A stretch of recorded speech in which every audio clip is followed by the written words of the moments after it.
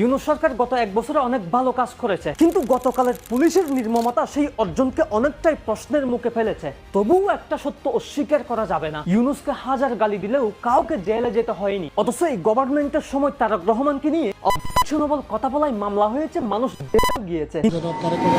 বক্তব্য দিয়েছিলেন যে গণভোটের চেয়ে আলুর ন্যায্য মূল্য পাওয়া অনেক বেশি গুরুত্বপূর্ণ। আজকের মামলার যে আসামি ব্যক্তিগত ভেরিফাইড ফেসবুক আইডি থেকে একটি পোস্ট দেয় 88 কোটি টাকা দিয়ে বুলেট প্রুফ গাড়ি না কিনে ওই টাকাগুলো কৃষকদের দিলে আলু পেঁয়াজের ন্যায্য মূল্য নিশ্চিত করা যেত। তারেক রহমানের বিরুদ্ধে সে কটূক্তি করেছে, আজকে আমি বাদী হয়ে আমি তার বিরুদ্ধে একটি মামলা করতে এসেছি। কিন্তু ইউনূসের সরকারের উপরে পিপলস পাওয়ার, রাজার প্রজার মতো সম্পর্ক, যা কিনা আগে এই দেশে কখনোই দেখা যায়নি। আগে একটা পোস্ট দিলেই হুমকি আসতো, পোস্ট ডিলিট করতে হতো। এখন ফিয়ারলেসলি নিজের ওপিনিয়ন বলা যায়। মানুষ ফাইনালি বুঝেছে স্বাধীনতার মানে কি। এই ধরনের ফ্রিডম হয়তো আর কখনো এই দেশে ফিরে আসবে না।